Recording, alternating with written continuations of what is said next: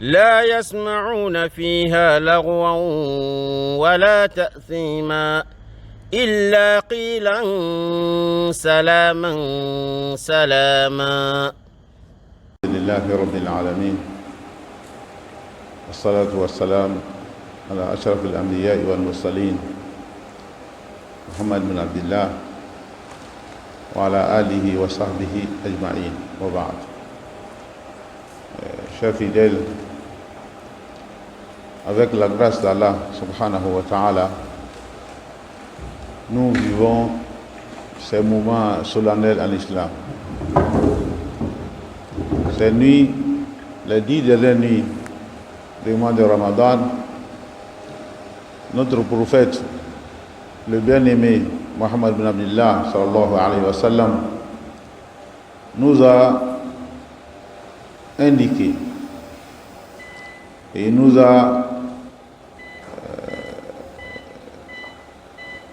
a appris comment il faut adorer Allah subhanahu wa ta'ala. Et il nous a montré l'importance de ces nuits-là. Ces nuits-là, peut-être 21, 22, 23, jusqu'à la fin.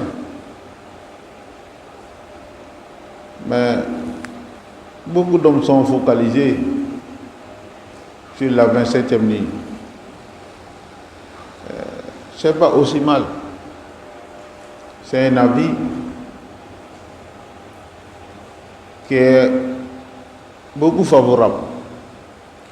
Mais ça ne met pas en cause les autres nuits qui sont les nuits des 4. Les 10 dernières nuits de Ramadan. Donc, alors c'est une occasion que Allah nous donne. Nous avons beaucoup de besoins. Nous avons fait beaucoup de péchés. C'est le moment de rendre ça 20. On a 20 ans sur la terre, 30 ans, 40 ans. Si avec l'adoration d'une seule nuit, tu auras des récompenses qui est meilleure que 1000 mois, je crois que nous devrons attacher la ceinture pour ça. Comme le prophète lui-même, il faisait, alayhi salatu wassalam. Je vous ai dit, dès qu'on a ouvert la mosquée, que Aïcha radiallahu anha, en nous expliquant comment le prophète vivait ces temps-là, elle a donné 3 choses. La première, le prophète sallallahu alayhi wa sallam, il animait ces nuits-là, il ne dormait pas. Et il réveillait sa famille. Et aussi, il attachait sa ceinture. 3 choses. Il réveille la famille pour animer la nuit. Et en animant la nuit, il attache la ceinture. Ça, c'est qui ça? Mohammed sallallahu alayhi wa sallam. Où Dieu a effacé tous ses péchés. Si même il y avait des péchés, Dieu lui a tout pardonné. Nous les autres, avec notre état, nous désobéissons à Allah subhanahu wa ta'ala, nuit et jour. Une occasion s'est présentée à nous, on ne veut pas profiter. C'est comme quelqu'un qui est malade,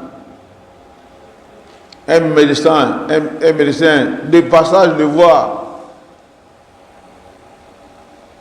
il dit tu souffres de ça. Il fait une consultation ou bien un diagnostic de son cas et après il rentre dans une pharmacie pour acheter le médicament pour donner à ce malade. Et ce malade est là, il veut prendre le médicament. Comment vous allez juger ce malade-là? Tu n'es pas là à l'hôpital.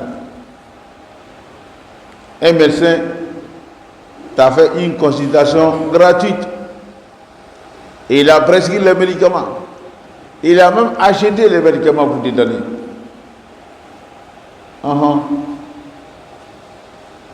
yɔrɔ côté ko sɛ do kurukuru la o ye sɛtigi ma nka sɛ i bulu yan fɛ yen o ye sɛ yɛrɛ ka baara ye les propriétaires du boulet c'est lui qui fait rentrer le boulet dans sa, comment on appelle ça, sa petite maison. Mais dit au boulet, dirige-toi vers là, ou bien fais face à ça. Ça c'est le boulet même qui doit gérer ça. Donc c'est le cas. On a fait beaucoup de péchés, on a désobéi à Allah. Allah nous donne occasion pour rendre sa fin, pour effacer tous ces péchés-là, pour que nous puissions faire une nouvelle vie avec Allah subhanahu wa ta'ala.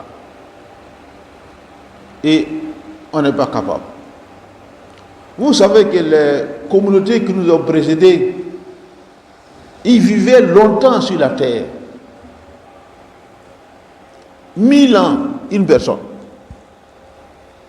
Et Allah dit même, nous, alayhi salam, le prophète sallallahu alayhi wa sallam, nous, Allah n'a pas parlé de son âge.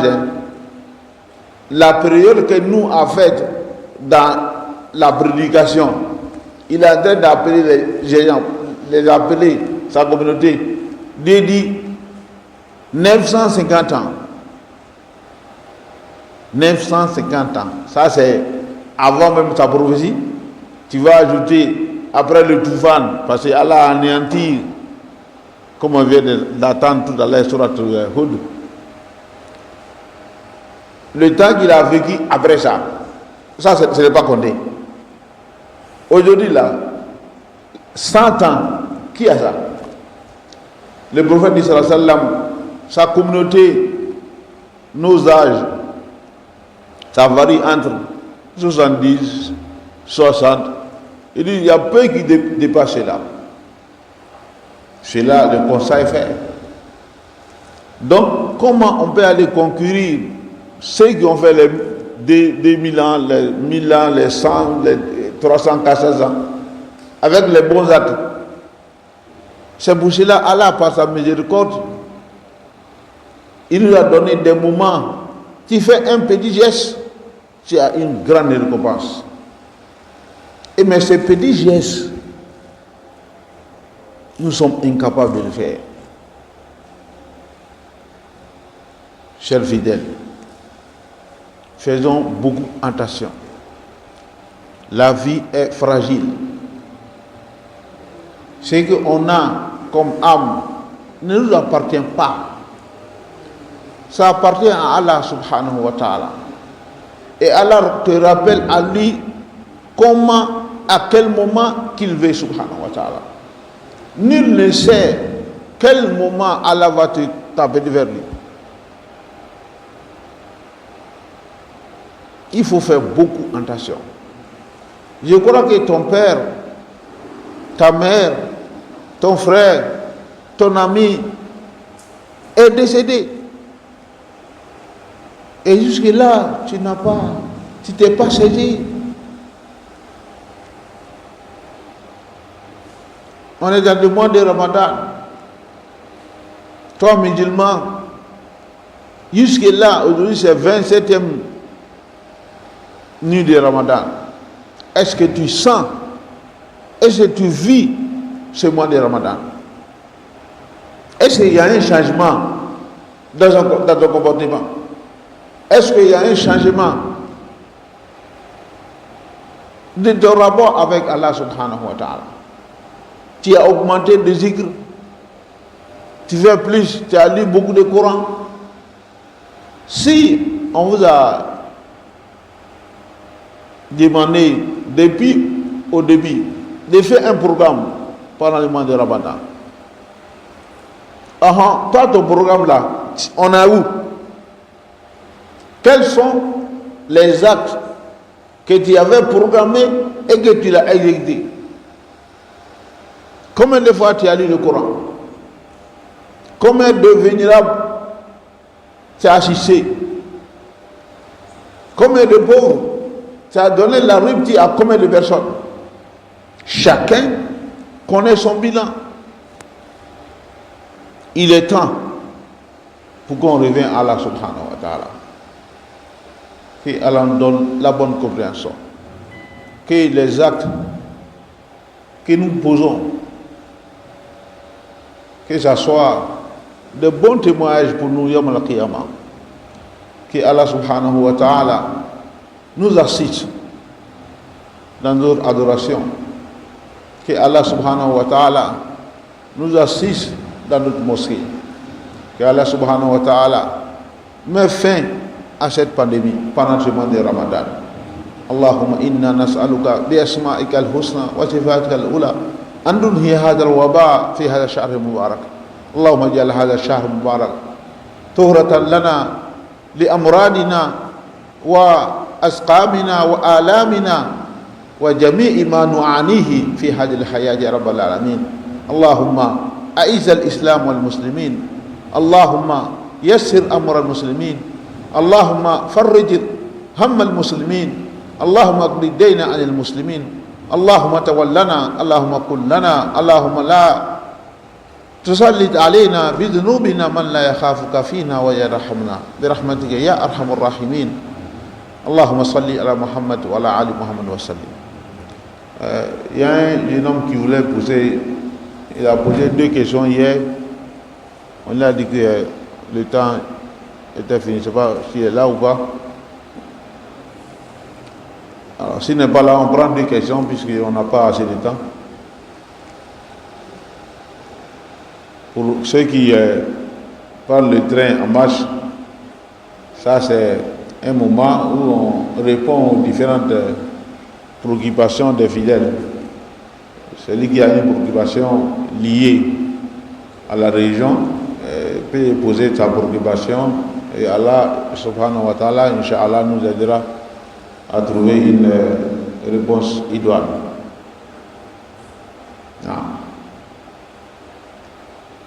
D'accord, on va poursuivre. Alors, taille.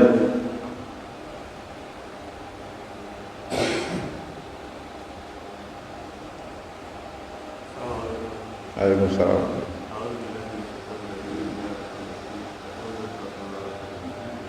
La question c'est sur la zakat.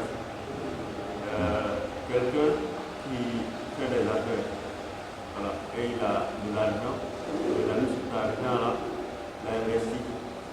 Voilà, il a mis par exemple dans les taxis ou les billets, et la période de la zakat arrive. Est-ce que dans son compte de la zakat, il comptabilise cet argent qui est tout dans l'investissement pour la zakat? Vous savez que les biens que nous avons, l'islam n'est pas gourmand. La quantité que Allah demande pour qu'on donne comme zakat, c'est une petite quantité.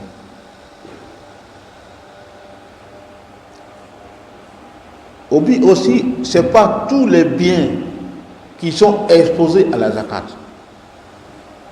Si vous avez écouté nos audios, on a parlé de la zakat dans le groupe de la mosquée. Quelqu'un qui a des immeubles partout à Abidjan, on va pas dire, ah, comme tu as 20 immeubles là, il est zakat, tu donnes un immeuble comme zakat. Ah non, l'immeuble n'est pas dans l'assiette de la zakat. C'est la même chose, quelqu'un qui a 10 taxis, on va pas dire, ah, il est temps de faire zakat, donc tu donnes un taxi. Ah non, c'est les revenus. Tu as tes biens, tu fais des affaires. Tu connais tes affaires, tu as débuté quand? Tu connais la date. Et l'argent que tu as, quand est-ce que l'argent atteint le minimum imposable de la zakat? Aujourd'hui, en Côte d'Ivoire, le minimum imposable de la zakat en CFA, c'est 357 000 francs. 357 000 francs CFA. Celui qui a 357 000 francs CFA et l'année s'écoule, il doit obligatoirement donner la zakat. 2,5% de ce bien-là. Donc on va voir dans cette question, ce dernier a des taxis. Il est temps de faire sa zakat. Qu'est-ce qu'il fait? Il fait un calcul.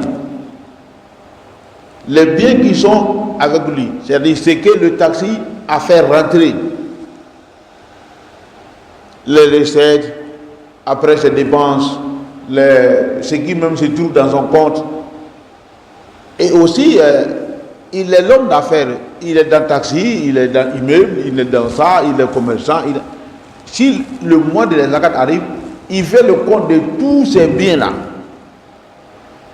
Parce qu'ici, on s'est dit, on parle d'un seul bien, c'est-à-dire la zakat des marchandises, des revenus de tes affaires sont de la même façon. C'est zakat de monnaie qu'on a, c'est-à-dire le CFA.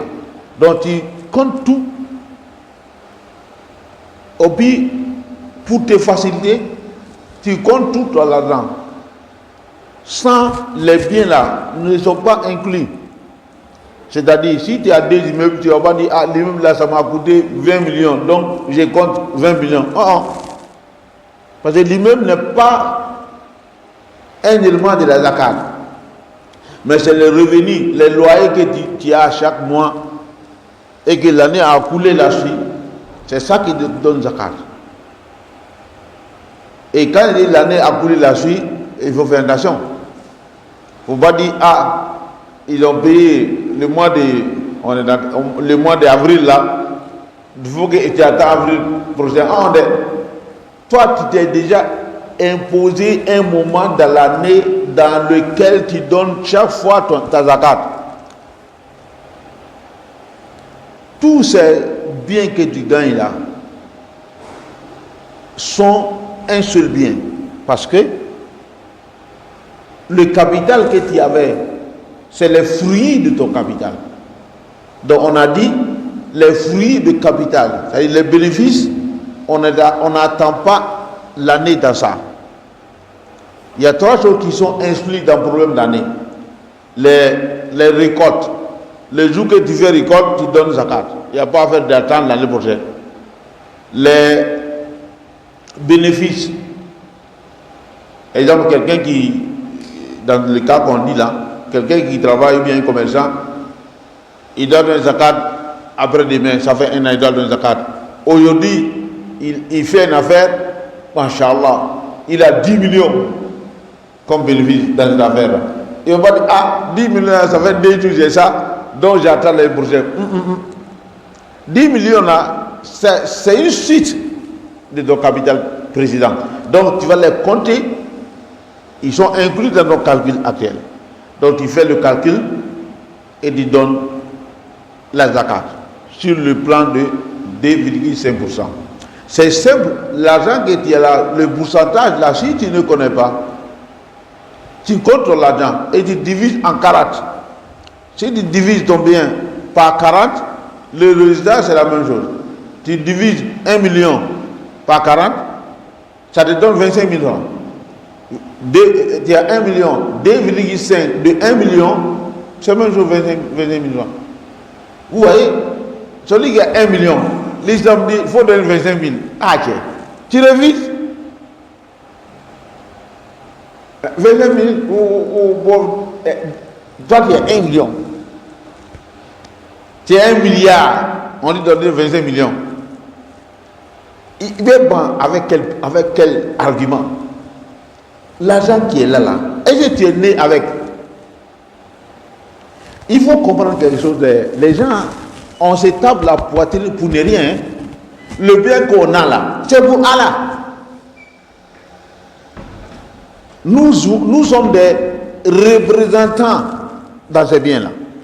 Donc, un représentant, il doit s'adapter aux règles du vrai propriétaire de l'argent. Quelqu'un t'a mis, il t'a confié un bien, il dit il faut faire ça. Comment tu vas gérer? Tu vas faire de la même manière comme il l'a dit. Ce qui montre que le bien ne lui appartient pas. Si un riche, s'il meurt là, c'est bien là, ça va où? Hein? Est-ce qu'on va la dire avec tes biens là? Ama il a dit on va faire une grande tombe. On va mettre les immeubles dedans, ses voitures dedans, tout ce qu'il a dedans. Ah non? Parce que Allah lui a désigné comme représentant dans ses biens. S'il lui est décédé, Allah dit que celui-là même, il n'est plus capable de gérer ce bien-là. Donc maintenant, il va donner ça aux autres personnes. C'est eux-là, Allah a désigné les héritiers. Donc le bien, nous jouons un rôle représentatif dans ces biens-là. Donc il faut donner la part d'Allah. Pour revenir à la question, ce dernier, les revenus qu'il a eu, les recettes, tout ce qu'il a eu dans ce taxi et d'autres biens, il a le moment de la zakat arrive, il fait son calcul sur la base de 2,5% ou bien il divise ça par 40, le résultat est le même, il donne ça comme zakat. Non. Je crois que ça les a donné un puisque. Voilà, salam. Ah, non, va. Vas-y.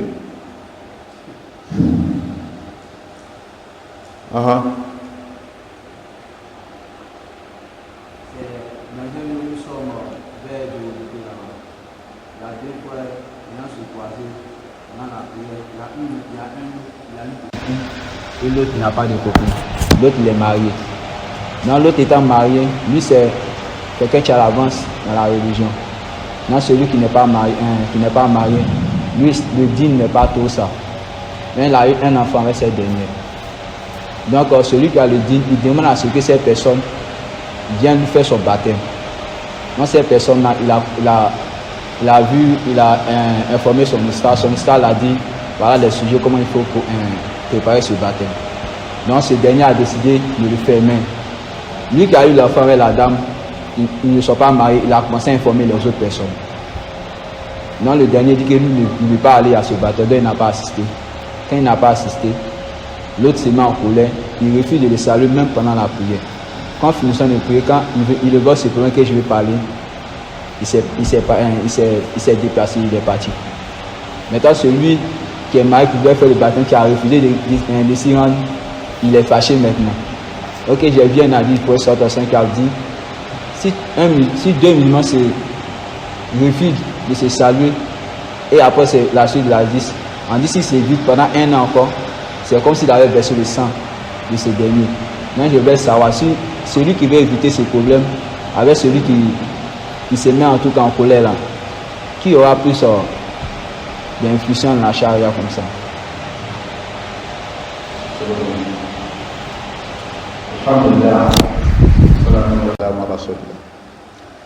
On n'a pas assez de temps. Sinon, tu allais trouver la réponse avant que même tu parles. On vient de réciter la sourate de Youssouf. Youssouf, la première dame,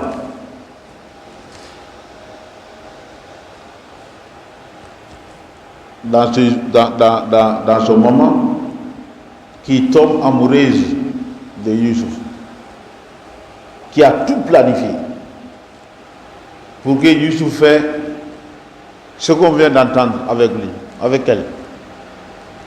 Mais Youssouf, il a refusé. Jusqu'à ce qu'on lui met en prison. 7 ans, il est en prison. Parce qu'il ne voulait pas forniquer. Ce n'est pas avec n'importe quelle fille, hein. Et ce n'est pas avec n'importe quelle femme. La première dame de la République. Masha'Allah. Qala Rabbi, as-sijnu ahabbu ilayya mimma yudunani ilayhi. Donc, la fornication, c'est un grand péché. Et les conséquences sont graves. Et par ignorance, tu en aurais On ne peut pas prendre l'urine pour laver le caca. En bon terme. Il dit qu'il y a beaucoup de... Quand on fornique et qu'il y a un enfant, il y a un enfant, je n'ai pas dit tu as un enfant, parce que l'enfant n'appartient pas à ce dernier, islamiquement. Quand quelqu'un fornique et qu'il y a un enfant, l'enfant est destiné à la maman. Même l'héritage, il est hérité des amants. Ce monsieur-là, c'est zéro. C'est comme quelqu'un qui a un chien, qui fait l'amour avec le chien de quelqu'un d'autre, ou bien la chienne, ou bien comment on dit, une chienne, mais celui qui a la chienne là, c'est pour lui. Le propriétaire des chiens, il ne peut pas venir le voir, il dit, ah, c'est mon chien qui a pas... Mais, il va te donner des coups de gifle. Donc, c'est une affaire comme ça. Celui qui a refusé de participer à la baptême, il a pleinement raison. Parce qu'on ne peut pas assister à ce genre de baptême. Tu vas leur dire quoi? Ils sont dans une erreur. Ce n'est pas en faisant le baptême, l'erreur sera réparée. Non. Il faut un reparti sincère. Et ce n'est pas à ce baptême-là. Et puis encore, ce baptême-là, qui doit organiser ce baptême? Ce n'est pas lui, parce que l'enfant n'appartient pas islamiquement. C'est sa maman qui est chargée de faire baptême, de faire quoi que ce soit. Ça, c'est islamiquement. Maintenant, où on est arrivé, ils sont tous confrontés en erreur. Parce que deux musulmans ne doivent pas se comporter comme ça, quelles que soient les choses. Lui qui a refusé de partir, il devrait voir quelqu'un d'autre pour que ce dernier explique au fornicateur que ce qu'il a fait, islamiquement, ce n'est pas normal. S'il est bon musulman, il va savoir que il n'a pas refusé d'assister mon baptême parce que, mais c'est Allah même qui dit ça. S'il le explique et qu'il revient à la raison, tant mieux. Mais s'il ne revient pas à la raison, voilà. Mais ce n'est pas la peine s'il est sali, de ne pas répondre. Quand on te salue, la réponse est obligatoire. Allah dit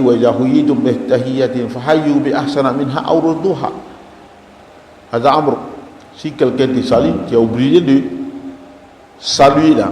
Ça c'est une sunna. Mais répondre, ça c'est obligatoire. Tu peux passer, l'idéal c'est de saluer les gens. Mais tu passes sans saluer, il n'y a pas de problème.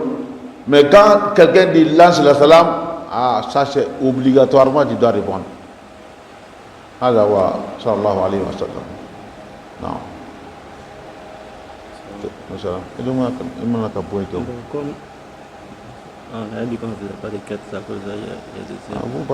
دعواهم فيها سبحانك اللهم وتحيتهم فيها سلام وآخر دعواهم أن الحمد لله رب العالمين.